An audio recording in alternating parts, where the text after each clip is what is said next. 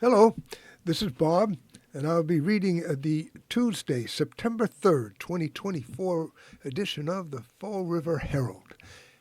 Today's weather will be sunny and beautiful, 73 to 80 for a high, 47 to 54 for a low. Wednesday we continue sunny and pleasant, 74 to 81 for a high, 51 to 58 for a low. Thursday continued mostly sunny and nice, 72 to 79 for a high, 54 to 61 for a low. And Friday we have some showers around, 73 to 80 for a high, 59 to 66 for a low. And Saturday continued showers around. It'll be breezy, 74 to 81 for a high, 60 to 67 for a low. Sunrise was at 6:13 this morning, and the sun sets tonight at 7:14. The first article on the front page is entitled, Atlanta Says Locking Pouches Work. Students in city public schools are heading back to phone-free classrooms, but not everyone is hitting the like button. Earlier this summer, Superintendent Tracy Curley announced that public schools would ban cell phones in classes for grades 6 through 12, with most schools using Yonder locking pouches to enforce the ban. The same pouches Atlanta's charter school has already used the past year to enforce its policy. We asked the Fall River School Board to reconsider the policy for the safety of our children and to foster responsible use of technology, reads a notice on a Change.org petition begun earlier this month. As of Tuesday evening, the petition to rethink the policy has just over 1,500 signatures. The petition argues that blocking kids from using cell phones during the school day hampers the free flow of communication and is a safety concern. It also claims that cell phone use being common among teens is an argument to keeping them in class. With such engagement, digital literacy and understanding are not just preferred, they're necessary. Schools should utilize this as an opportunity to guide students on using technology responsibly instead of complete restriction, the petition reads. Many comments on the petition come from students citing reasons for keeping their phones during class, including medical emergencies or wanting to stay in touch in the event of a school shooting. This is affecting the mental health of kids past the age of 13, reads one comment. Others worry that waiting in line to unlock their phone at the end of the school day will cause students to miss buses, school pickup, or sports practices. As a victim of bullying, it bothers me that it would be so easy for someone to steal my pouch, reads another comment. Summing it up is a comment that reads, quote, I just want my phone, TBH, end quote. In her announcement to parents, Curley noted that a survey of more than 1,000 parents and guardians, staff and students found that a vast majority of staff and families believe that phone usage disrupts learning, and nearly all those surveyed support the idea of a phone-free school. Even if student responses were mixed, she wrote, they still admitted that less cell phone use would improve their focus and studies. Students had other worries as well involving social media. Over 60% of surveyed students reported frequent bullying, particularly in middle and early high school grades, with online bullying being the most prevalent, Curley wrote. The official policy notes that parents and kids can still contact each other in emergencies through the school office. The program is set to begin in Fall River Public Schools on September 23rd. Students will place their silenced phones, earbuds, and smartwatches in special locking pouches made by Yonder when they arrive in their building. They can carry them in their backpack or leave them in their locker. When they leave for the day, they use a special magnet to unlock the pouch. The pouches are used in schools nationwide and are often used in other places that discourage cell phone use, like live theaters. Atlantis Charter School is starting its second year using the pouches, and Principal Robert Beatty said his school has taken it positively. He had a lot of the same questions and a lot of the same concerns come up as any school starting this program. But it's really been positive, Beatty said. I think there's a lot of evidence now that phones are really distracting the kids in school. While some parents might push back against the idea that they can't get to reach their kids in an emergency, Beatty said the school still maintains the same level of safety people had with cell phone use, and that school phones are in each classroom if there's ever an emergency. But it hasn't been an issue. All of those safety mechanisms are still in place, and there's much less distraction in the classroom, Beatty said. Kids are more engaged. It's less of a behavioral management issue. The pouches lock with a magnetic pin, much like security tags on clothing at retail stores. Internet-savvy teens will be able to find a number of videos on YouTube demonstrating how to hack a Yonder pouch, either through force or using a strong magnet to release the lock. The public school district's official policy calls for discipline if students open the pouch in school. And if they damage the pouch, they'll have to pay a $26 replacement. Beatty said they haven't had a problem with Yonder hackers at his school. There have certainly been attempts to get into the pouch. They're not made of 3 inches of lead, he said, but those are really the exception. The second front page article is entitled, Tiverton Dance Studio Owner a Hot Commodity, Just Ask Lana Del Rey. Giving up, at least temporarily, the pursuit of one career dream didn't rattle Corinne Ferreira's cage. She just rolled right into another. Both dreams center around dancing. A few years ago, she was in California to pursue a career as a professional dancer. Today, Ferreira, all of 23, is the owner of and lead instructor-director of Dance Fusion Studios, located on the 3rd floor at Longplex 300 Industrial Way. I've been in the business now pretty much my whole life, Ferreira said recently at Dance Fusion. My mom owned it before I did, but I watched her growing up, run the business, do the dance side of it.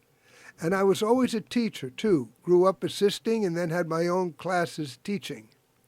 The founder and previous owner of Dance Fusion, Sarah Rasmussen, a few years ago executed a big-time career change and is now a Fall River-based real estate lawyer. She turned Dance Fusion, then located on Main Road, over to her then 21-year-old daughter, a move that was not spontaneous. She grew up in the business, Rasmussen said. She's pretty much following in my footsteps. She was 4 when I opened the studio. She's been part of the business her whole life. She's motivated, she's talented, she's trustworthy, she's mature. Rasmussen said the goal had long been for Ferreira to step into the studio ownership and make it even greater. She said that's already happening. Last summer, Dance Fusion moved to Longplex. Ferreira rebranded it Dance Fusion Studios. The new locale features 3 studios, the biggest featuring floor-to-ceiling windows and a spacious greeting area. Ferreira said her mom was a big help in designing the studio layout and has been there for advice and encouragement for all things Dance Fusion. The height of COVID concerns took its toll on the Dance Fusion student population. Ferreira is excited to share that the business is now at an all-time high for students. She's exceeded expectations, Rasmussen said. I was young. I was super young, Ferreira said, so it was scary at first. Am I going to be able to do this? Am I cut out for this? Now, being 3 years in, this is what I love to do. Operating out of Longplex makes coming to work each day extra special for the 23-year-old entrepreneur. Longplex offers an arcade, restaurants, Salt Cycle Studio, owned by her aunt, is right downstairs. It joined the Longplex family when Dance Fusion did. Abundant parking is another plus. It's been great. We love it here, Ferreira said. Her responsibilities go far beyond teaching classes. There's the prep class, the extensive preparation for recitals. She supervises a crew of 10 instructors. Realizing the importance of giving students different perspectives, she arranges to have guest instructors come in to teach and is organizing a student trip to New York City for instruction. She said there have been instances, especially leading up to recitals, where she'd pulled all-nighters at Dance Fusion. Bookkeeping isn't riveting, but it needs to get done. Ferreira, who turns 24 later this month, said she strives to make Dance Fusion not just a studio, but a family. She said her oldest friendships were made at Dance Fusion, and she wants the studio to continue to be a safe haven where students, whether they dance 1 hour a week or 15+ hours, can express themselves and learn about themselves. That's my favorite part about Dance Fusion, she said, the fact that we are one big family. While a full-time career as a professional dancer is a dream on the back burner, Ferreira said that flame has not been extinguished. She stays fit and sharp, teaching and taking classes. She said one of her loves in life is going into the studio alone, putting on music and fun lighting and dancing. Perhaps, she said, there will yet be a time when she dances in front of hundreds or thousands. She said top dancers today perform into their 40s. Los Angeles and New York City are the places to live if you are a professional dancer seeking work, she explained. You also need to be hooked up with an agency. Ferreira, a Tiverton resident, did land a pretty cool gig early this summer. She played a siren mermaid for the opening numbers of the Lana Del Rey concert on June 20th at Fenway Park. Her close friend, pro dancer and choreographer Kyle Ponte, was a dancer at the show. Ponte recently conducted a class at Dance Fusion. Ferreira's job at Fenway, she was hired the Monday before the Thursday show, included some dancing and a whole lot of splashing in and around a large fountain in front of a fair number of family and friends who attended. She said Del Rey was a delight. It was awesome, once-in-a-lifetime opportunity, especially for dancers, Ferreira said. That's your big dream, being able to be on that stage. To be there with my best friend was an amazing, amazing opportunity. Dance Fusion is registering for its 2024-2025 year, which runs September to June. The phone number is 401-624-2966. The third front page article is from Reuters, Biden to campaign with Harris in Pennsylvania. President Joe Biden was set to join Vice President Kamala Harris on the campaign trail this week for the first time since Harris replaced him at the top of the Democratic ticket. But the discovery of Israeli hostages' death in Gaza over the weekend loomed over events. This week marks the start of the vital post-Labor Day sprint to the November 5th election, and both Harris and her Republican challenger, former President Donald Trump, are expected to ramp up outreach to voters, especially in swing states such as Pennsylvania, Michigan, and Nevada. Over the weekend, Israel recovered the bodies of 6 hostages from a tunnel in Gaza where it said they were recently killed by Hamas, sparking sharp criticism of the Biden administration's ceasefire strategy and the new pressure on Israeli Prime Minister Benjamin Netanyahu to bring the remaining hostages home. The U.S. government, including Biden himself, has been trying to broker a ceasefire between Hamas and Israel, which has killed more than 40,000 Palestinians in response to Hamas's October 7th attack that killed 1,200 for months.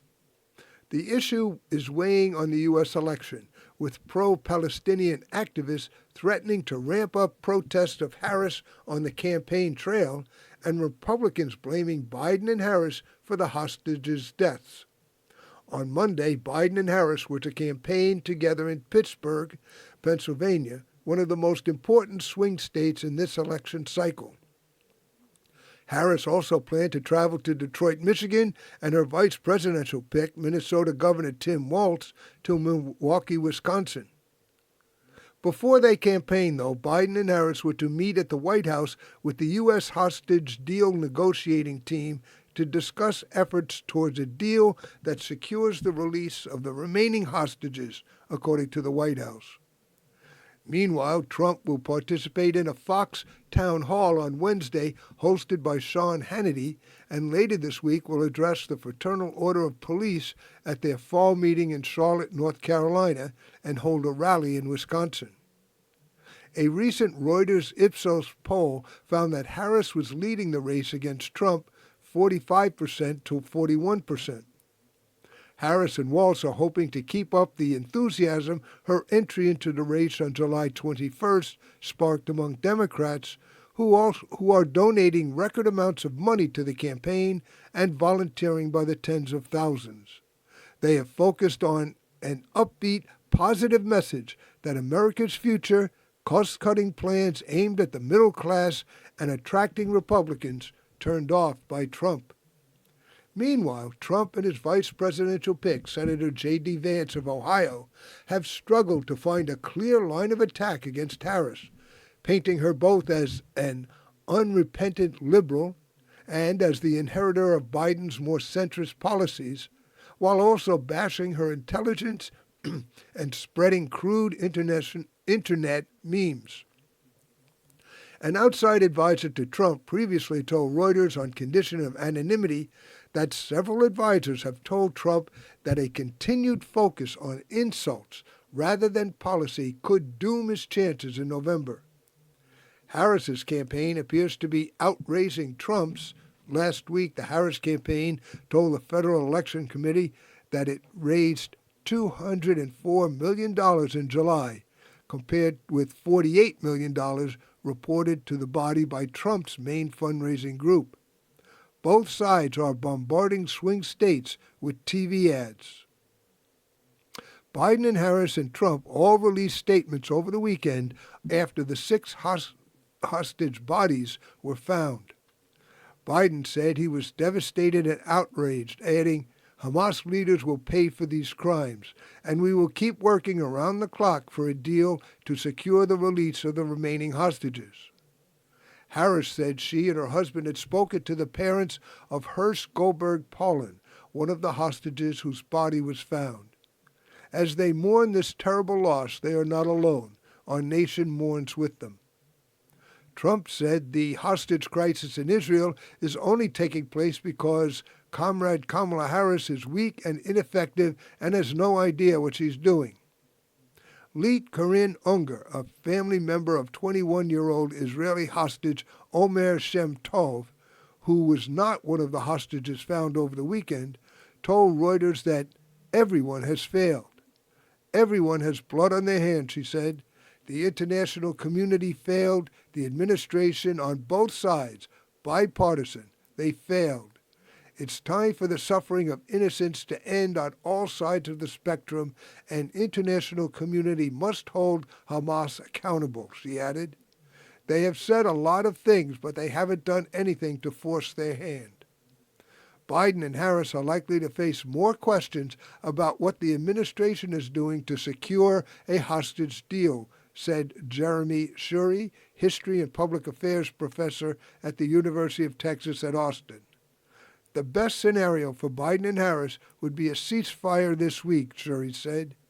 Israeli public is pushing and Hamas seems open, but it is very hard to predict.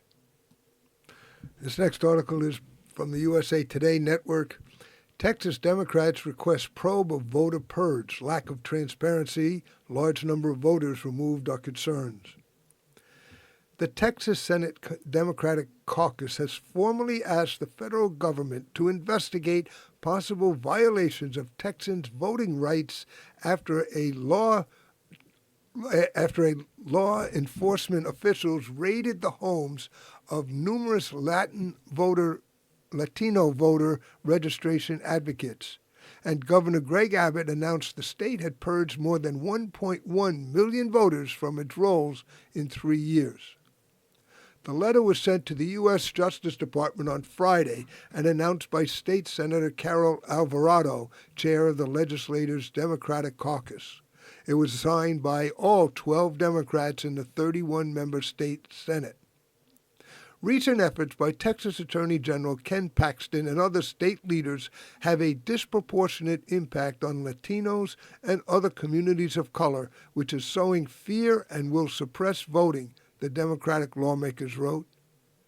Based on media reports and complaints by fellow Texans, we have serious concerns that some recent actions taken by Texas Attorney General Ken Paxton and other state leaders may violate federal civil rights and voting laws. The lawmakers are also asking the Justice Department to look into law enforcement raids conducted as part of Paxton's investigation into alleged illegal voter registration efforts. Paxton launched the inquiry after a Fox Business host baselessly claimed that undocumented migrants were seen registering to vote outside a state driver's license facility. The League of United Latin American Citizens, the nation's largest and oldest Latino civil rights organization, also called last week for a federal inquiry into the raids, noting that several elderly members had been targeted and stripped of their personal electronics by law enforcement officials. Abbott, on August 26, announced that 1.1 million voter registrations had been removed from the state's voter rolls in the past 3 years, touting a 2021 Texas omnibus voting restriction bill that prohibited drive-through voting and 24-hour voting and added new vote-by-mail requirements. Democratic lawmakers in the Texas House fled to Washington that year in hopes of preventing a quorum and forestalling the bill's passage. Most of the purged registrations announced August 26 were removed because the voters had died, had moved, or didn't respond to notices sent by election officials. Abbott wrote in his announcement that of the over 6,500 potential non-citizens removed from the voter rolls, approximately 1,930 have a voter history. The Dallas Morning News reported that those 6,500 people did not respond to notices saying their voter registration was under examination and indicating that they had 30 days to submit information or documentation proving their eligibility to vote. Illegal voting in Texas will never be tolerated, Abbott said in his announcement. We will continue to actively safeguard Texans' sacred right to vote while also aggressively protecting our elections from illegal voting. Alvarado said that Texas's past efforts to purge voter rolls, one of which led to several lawsuits, a settlement, and the resignation of the Secretary of State, have made Democrats particularly wary of new initiatives. There is a pattern with Republicans in the state trying to make it harder for people to vote and making statements without any facts, without any numbers, Alvarado said. The letter reads, Texas has a history of flawed attempts to purge voters and suppressing voter participation, thereby necessitating a close examination of the state's cancellations. Paxton and Abbott have not provided data or information on how they identified the non-citizens, and Abbott stated only that the voter registration removals had taken place since 2021. We strongly support the maintenance of accurate voter registration, which was already required by various federal and state laws prior to 2021, the Democrats' letter reads. However, given the large number of voters who have been removed, a lack of transparency as to what records or data were utilized, and the timing of removals, we are concerned that many legitimate voters may have had their registrations canceled or suspended. Alvarado said Abbott's statements implied voter registration removal efforts were ongoing, prompting concern about potential violations of federal law. The thing that's staring us in the face is the timing of the removals, Alvarado said. The 1993 National Voter Registration Act prohibits cancellations of voter registrations within 90 days of a federal election. This is not the first time state officials have been under scrutiny for their handling of voter registrations. In 2019, an attempt to clean up Texas's voter rolls faltered when the state began with an inaccurate list of 95,000 potential non-citizens. The effort ended in the Secretary of State's resignation, a settlement agreement, and a congressional probe. Alvarado urged voters to check that their registrations are still active. This next article is Meet the athletes from Massachusetts competing at the 2024 Paralympics. There are 6 Massachusetts athletes competing at the 2024 Paralympic Games on Team USA. These athletes are just 6 out of the 225 Team USA Paralympians in Paris. Team USA has athletes from 39 different states representing their country in the prestigious international event. Only 2 of the 6 athletes from Massachusetts have been at the Paralympics before. The other 4 are first-timers at the Games. Here are the athletes representing Massachusetts on Team USA. Femida Ayembeka, para track and field. She's a runner from Boston competing in the sport of para track and field. She lost her right leg below the knee after a vehicle collision when she was 11 years old. The Boston native grew up playing basketball and was introduced to the Paralympic movement in 2015. She's competed at the Paralympics twice before, the first time in the Rio de Janeiro Paralympics in 2016 and the second time at the Tokyo Paralympics in 2020. She did not win medals at either event but did place in the top 10 for some of her performances. She'll be competing in Paris just 6 months after giving birth to her daughter. Next is Emily Eldracker, para rower.